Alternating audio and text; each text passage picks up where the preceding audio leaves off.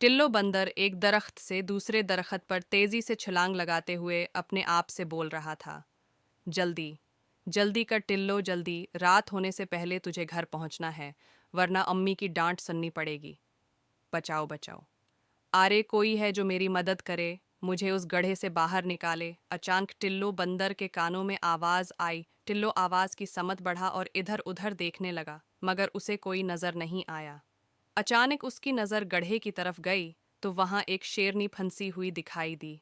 टिल्लो ने डरते हुए कहा, ये क्या रानी शेरनी, तुम यहाँ कैसे फंस गई? मुझे नहीं पता टिल्लो भाई, मेरे बच्चे भूखे थे, मैं तो जल्दी जल्दी जा रही थी। इस गड्ढे पर बहुत सारे पत्ते पड़े हुए थे, मैंने जोन ही यहाँ छलांग मारी तो एकदम से उसमें गिर गई। ये कहकर रानी शेरनी रोने लग गई। टिल्लो ने कहा, अच्छा अच्छा, तुम रोना बंद करो, मैं तुम्हें बाहर निकालने का इंतजाम करता हूँ। टिल्लो कुछ ही देर में कहीं से रस्सी ढूंढ लाया और कहा, ये लो, आसे मजबूती से पकड़ो और बाहर आ जाओ। कुछ ही देर बाद शेरनी बाहर आ गई। जैसे ही शेरनी बाहर आई, टिल्लो बंदर डर के मारे दरख्त पर चढ़ गया कि कहीं शेरनी उसे ही न खा जाए। रानी शेरनी ने कहा, अरे बंदर भैया, तुम मुझसे क्यों डर रहे हो? तुमने तो मेरी जान बचाई है, मैं तुम्हें शुक्रिया कहती हूँ। मैं तुम्हारा ये एहसान कभी नहीं भूलूंगी। आज से हम दोस्त हैं। तुम्हें जब भी मेरी ज़रूरत पड़ेगी, मैं ज़रूर तुम्हारी मदद करूंगी। टिल्लो ने कहा, अच्छा, अब मुझे जाना होगा, मेरी उम्मी मेरा इंतज़ार कर रही होंगी। रानी शेरनी ने जाते हुए कहा, हाँ, मेरे भी बच्चे भूखे हैं, फिर मिलेंगे। वो दोनों एक दूसरे को खुदा हाफिज कहकर अपनी अपनी राह चल दिए। कई दिन ऐसे ही गुजर गए, दोनों की आपस में मुलाकात नहीं हुई। मगर एक रोज़ रानी शेरनी ने वाकई अपने दोस्त के एहसान का बदला चकाया। हवा यूं कि इस जंगल में एक चीता भी रहता था जो छिप छिप कर जानवरों का शिकार करता था। एक बार शिकार तलाश करते हुए वो इस दरख्त पर चढ़ गया जिस पर टिल्लो का बड़ा सा घर भी था।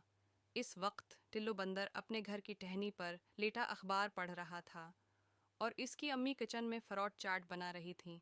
चीते ने उन्हें देखकर होंठों पर जबान फेरते हुए कहा, वाह दगड़ू चीते, आज तो पार्टी होगी पार्टी। दगड़ू आहिस्ता आहिस्ता आगे बढ़ा और एकदम से टिल्लू पर हमला करके उसे अपने पंजों में दबोच लिया। दगड़ू चीते ने गुस्से से कहा, अब तुझे कौन बचाएगा, बंदर की औलाद?